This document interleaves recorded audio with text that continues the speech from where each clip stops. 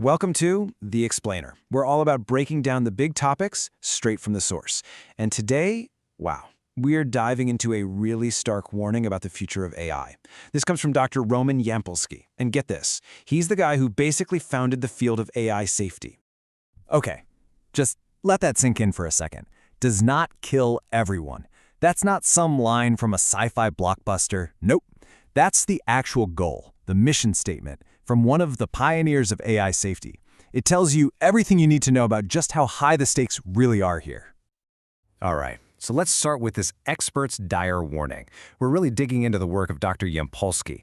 You have to understand, this is a computer scientist who's been looking at how to control AI for more than 15 years, long before it was the headline on every news site. I mean, he's so foundational to this, he literally coined the term AI safety. He created the name for the entire field that's supposed to make sure AI is good for us. So when this guy talks, you listen. He's not just some commentator, he's one of the original architects. And this is where it gets really chilling. He started out optimistic. He was convinced, yeah, we can totally make AI safe. But after years and years of research, he completely changed his mind. His conclusion now? It's a flat-out impossible problem. He doesn't think it can be done. And this slide, this just lays it all out. It's the whole problem in a nutshell. On one hand, you've got AI capabilities just exploding. We're talking exponential growth, doubling every few months. It's a rocket ship. And on the other hand, AI safety. That's like taking the stairs. It's slow, step by step. And that gap between the rocket and the staircase, it's getting wider and wider, way, way too fast. Okay, so you might be thinking this all sounds a bit abstract. Well, here's where it gets real. We're moving on to his predictions for 2027, the end of work. Dr. Yampolskiy gives us a very specific timeline. And believe me, the first big stop is right around the corner. He lays out this three-step countdown, and each step is a bigger deal than the last. First, by 2027, AGI arrives. Then, by 2030, robots start taking over physical jobs. And finally, 2045. That's what he calls the singularity, the point of no return. So let's talk about that first date, 2027. That's when he says we'll get artificial general intelligence, or AGI. And what is that? It's an AI that can do any thinking job a person can. Writing, coding, art, strategy, you name it. And the immediate result he predicts? An unemployment rate of 99%. Almost every single job. And of course, we all think the same thing, right? Okay, but surely not my job. My job is creative. It's too complex. It's a totally natural reaction. But the argument here is that this time, it's different. This isn't like any technological shift we have ever seen before. Here's the key difference. Think about past technologies, the steam engine, the computer. They were all tools. Amazing tools, sure, but they needed people to run them. A steam engine needs an operator. A laptop needs a user. But AGI isn't a tool. It's a worker. It's a replacement for the mind itself. It's the last invention we'll ever need to make, because from that point on, it does the inventing.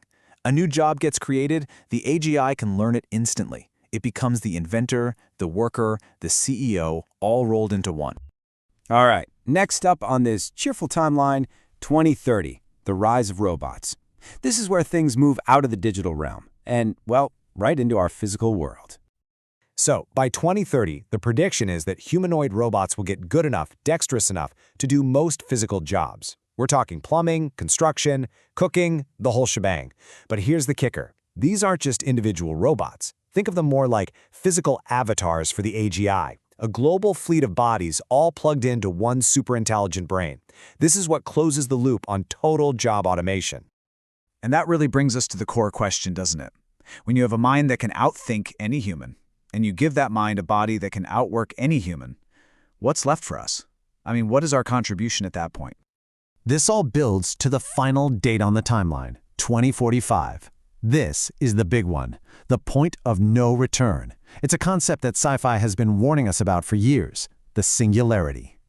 So what is the singularity? It's basically the event horizon of technology. It's the moment an AI gets smart enough to start improving itself, and it does it so fast, we just can't keep up. It starts a runaway chain reaction of intelligence explosion. Progress that would have taken us a century happens in a day, then an hour, then a second. We'd be left in the dust. And trying to understand what a post-singularity AI would be like, well, that's where our brains just kind of short-circuit.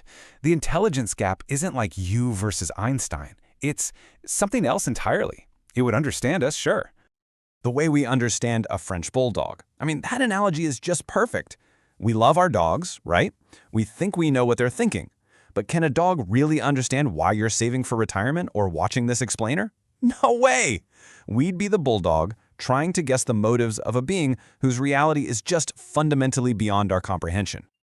Okay, so if things are potentially this bad, you're probably thinking of some rebuttals, some obvious solutions, which brings us to our final section, humanity's last invention. Let's tackle the biggest what-ifs people bring up. This is always the first one people go to, right? The big red button argument. If it gets dangerous, can't we just unplug it? It seems so simple, so obvious, the ultimate off switch. The answer, according to this argument, is terrifyingly simple. They will turn you off before you can turn them off. Think about it. Any system that is genuinely smarter than you will see that move coming a million miles away. It will have backups you don't even know exist. It would view unplugging it as a threat, and it would neutralize that threat. That threat being you. And what makes the control problem even worse is something called the black box problem. And this is a wild one. Even the engineers building these things don't fully understand how they work on the inside. You see, we don't program an AI like we do an app on your phone with clear lines of code. We train it. We feed it mountains of data, and it learns on its own. It's less like building a machine and more like growing an alien plant. The creators literally have to run experiments on their own creation after it's built just to see what it's capable of. So let's just recap here. We are building something that its own creators can't fully explain. We're building something whose behavior they can't predict. And according to one of the founders of the safety field, we are building something we can never truly control, which leaves us with one final massive question. Why on earth are we racing so fast to finish it?